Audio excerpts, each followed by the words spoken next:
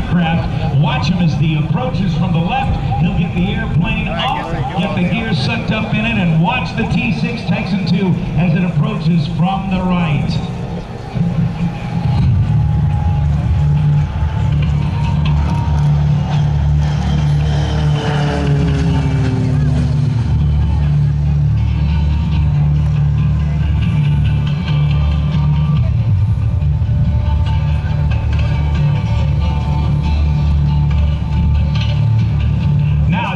To go live to the cockpit and say hello to Mike Rambo. Hello, Mike Rambo. Welcome to Pensacola. Thank you, Rob Reider. Glad to be here. Well, you got the T-6C Texan II, and we're ready to see an incredible demonstration of the new trainer for the Army, the Air Force, and the Marine Corps, and a lot of other air forces around the world as well.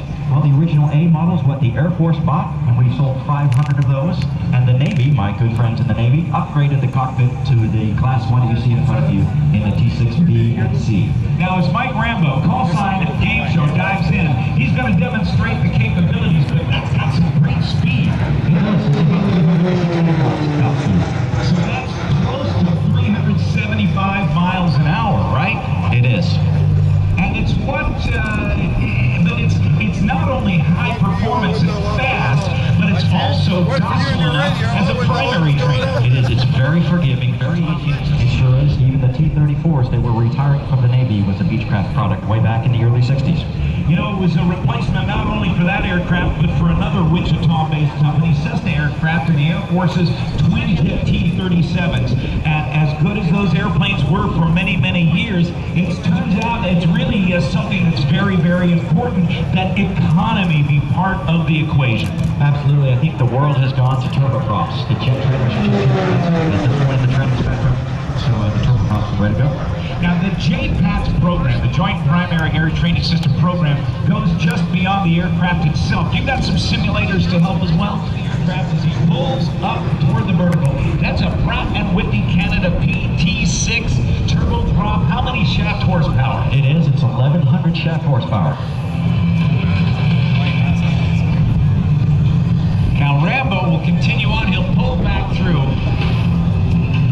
It's amazing with a straight wing how fast it looks like it's going, how quiet it is. But this aircraft will be used by the Air Force and the Navy and the Marine Corps for many, many years to come. At least through 2050. 2050, so that'll give it a better than a 35-year service life. It will. You can see the T-38 out on a flight line. That's a 50-year-old airplane too. Yeah, and those T-38s that have been flying with the fleet, they have average of 15,000 hours on every one of those airplanes, and it's a way that the Navy and the Marine Corps and the Air Force have taken care of these very, very important airplanes, and this one is going to be a performer, as you see, to the year 2050. He rolls it on its back. Now watch him. This is called a split S, or a half a vertical S in the sky, or in aerobatic circles and air shows, they call it a reverse Cuban 8. Up to 45, roll the airplane on its back and pull back through. Rambo's been with you guys for a while, but he used to fly this airplane for the Air Force in the demos. He did. He flew the T-6C for the Air Force for 5 years. Now this super slow roll, that's a tough to do in any airplane, right? It is. It's a slow roll, so you got to keep the nose above the horizon while you're upside down. And work the rudder so it gets a straight line. What a talented dude he is. All right, boss, when you're watching the Blue Angels, would the Blue Angels ever fly something like this? If they want to, we'll make them for them. Because really, Air Force flies their 4-plane demo with the T-6. Now watch him as he dives back in. The air capital of the world, Wichita, Kansas, and that name, Beechcraft, is the brainchild of Walter Beach and his business partner, Oliver Beach. Back in the 1930s, early 1930s, in the depths of the Depression, they decided to start a company, and nobody thought they could do it, but they did. They did, and we're still kicking. And Wichita's done a good job in the fighter pilot. It does, and that was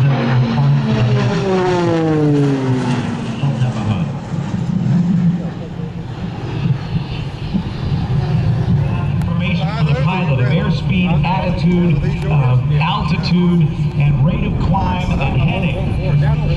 It also has something called HOTAS, or hands-on throttle and stick. What's that about?